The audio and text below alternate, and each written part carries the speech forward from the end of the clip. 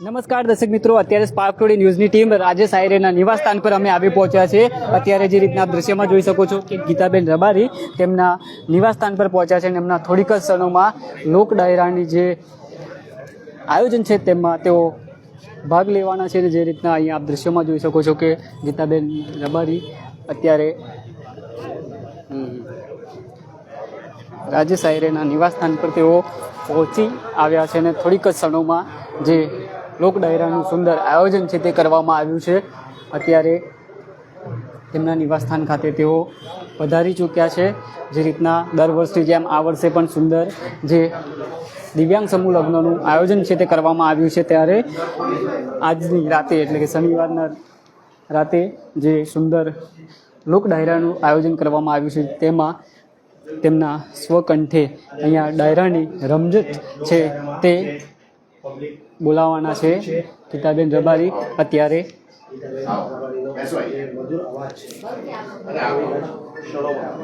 લોકો સુધી પહોંચશે અને થોડા દિવસ પહેલા તેઓ હાલ વડોદરા આવ્યા હતા ગીતાબેન રબારી ખાતે જે રીતના અહીંયા લોક ડાયરાની જે રમઝટ છે તેમના સ્વરથી જે ભજનમય માહોલ છે તે અત્યારે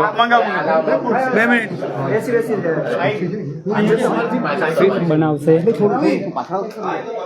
હાલ અત્યારે ગીતાબેન રબારીને આપ જોઈ રહ્યા છો।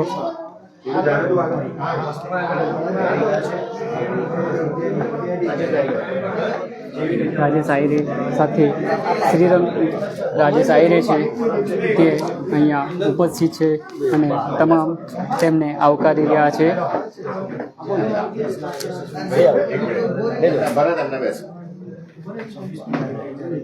હાલ જે રીતના થોડીક જ ક્ષણોમાં જે ગીતાબેન રબારીનો ડાયરો છે તે યોજાવા જશે અને આજે તેઓ અહીંયા વડોદરા શહેરમાં સુભાનપુરા વિસ્તારમાં તેઓ પધાર્યા છે અને હાલ જે રીતના આપણે ગીતાબેન રબારી છે આપણે તેમની સાથે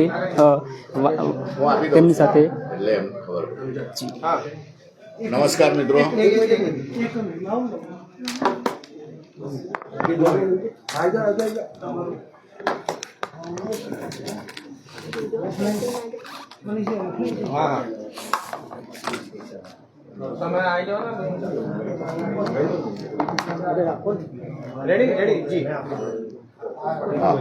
નમસ્કાર મિત્રો, સૌથી પહેલા તો આવતીકાલે જે અમારા દીકરાઓ દીકરીઓ જેમને આપણે કહીએ છીએ દિવ્યાંગો અને એ લોકોના લગ્ન થઈ રહ્યા છે।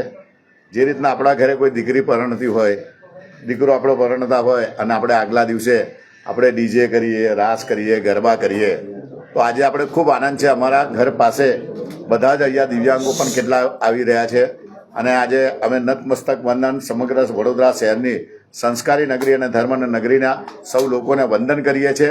સાથે સાથે આજે અમારા બહેન ગીતાબેને પણ જે એક અમારા માટે સમજો કે આ નહિવત ફક્ત ને ફક્ત કીધું રાજેશભાઈ આવું છે અને પૃથ્વીભાઈના સાથ સહકારથી એમને આજે અમારા ત્યાં આ ડાયરાનો પ્રસંગ, કારણ કે આવી દીકરીઓ કે જે દીકરીઓ બોલી નહીં શકતી, ચાલી નહીં શકતી, હા જે કહી નહીં શકતી, જે સાંભળી નહીં શકતી એવી દીકરીઓ અને એવા પણ દીકરાઓ છે કે જેમના પગની અંદર ચંપલ પણ નથી હોતા અને એવા લોકોને પણ કોઈ જામનગરથી આવે, કોઈ તમે જુઓ રાજસ્થાનથી આવે, કોઈ એમપીથી આવે, તો અલગ અલગ પોરબંદરથી આવે, આખા રાજ્યમાંથી, આખા શહેરમાંથી, દેશમાંથી બધા દીકરાઓ ગયા વખતે આપણે 158 હતા, આ વખતે 60 લોકો છે।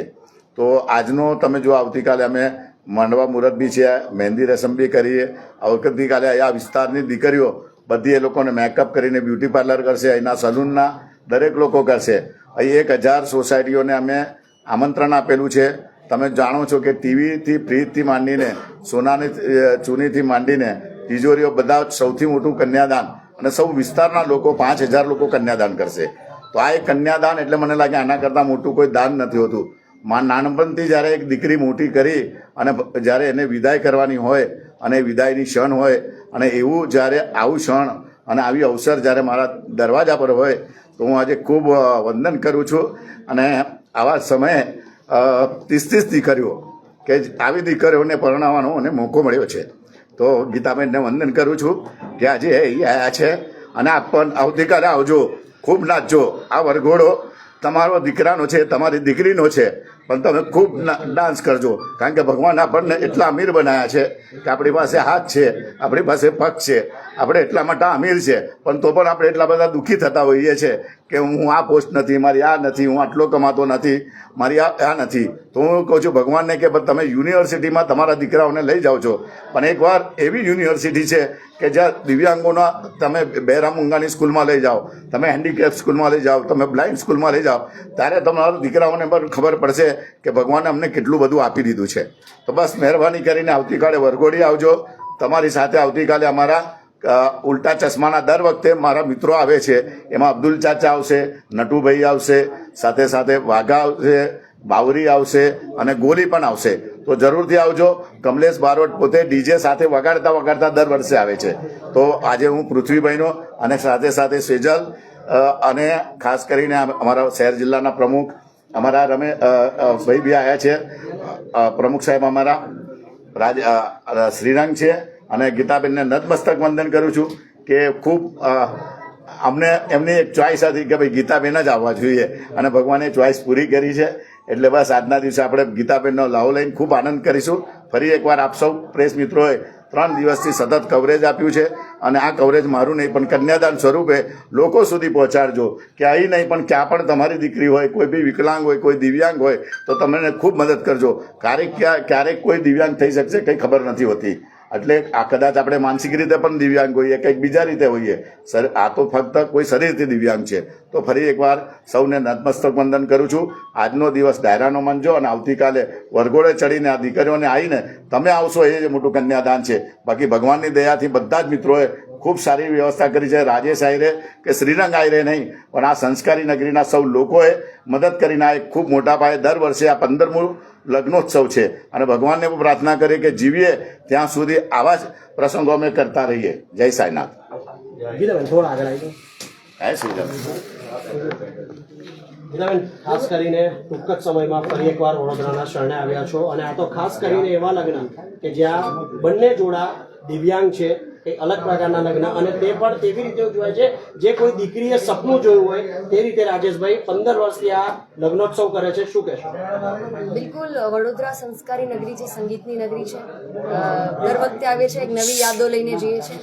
અમે આ વખતે એક અદ્ભુત યાદ લઈને અમે જશું, કેમ કે રાજેશભાઈ આયરે પોતાની દીકરી સમજીને દરેક દિવ્યાંગ દીકરીઓને પોતાના આંગણેથી પરણાવી રહ્યા છે, અને નવા જીવનમાં પોતાના પગલાં માંડી રહી છે.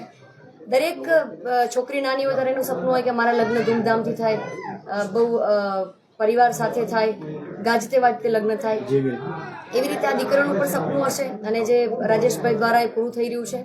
અને એવું નથી કે દીકરી ખાલી, બંને હસબન્ડ વાઈફ, છોકરો કે છોકરી બંને દિવ્યાંગ છે. એટલે સરસ મજાનું કાર્ય છે. માતાજી કે ભગવાન એમને ખૂબ લાંબુ આયુષ્ય આપે અને આટલા સારા કાર્યો કરતા રહે. અને હું મારી જાતને ભાગ્યશાળી સમજીશ કે આ કાર્યમાં મને નાનો એવો લાભ મળ્યો છે, એ દિવ્યાંગના આશીર્વાદ લેવાનો. બેન, એક નાનો સવાલ, એક અલગ સવાલ છે. ઘણા બધા લગ્ન પ્રસંગોમાં આપ જતા હશો, આવો કોઈ દિવ્યાંગ લગ્નોત્સવમાં તમે ગયા છો કે જ્યાં મોટી સંખ્યામાં બંને જોડા દિવ્યાંગ હોય ને આ રીતે લગ્નોત્સવ ઉજવાતો હોય? નહીં, મારી લાઈફના આ પેલા લગ્નનો પ્રોગ્રામ છે કે જેમાં બંને કપલ દિવ્યાંગ હોય, એટલે અદ્ભુત પ્રસંગ છે. અદ્ભુત.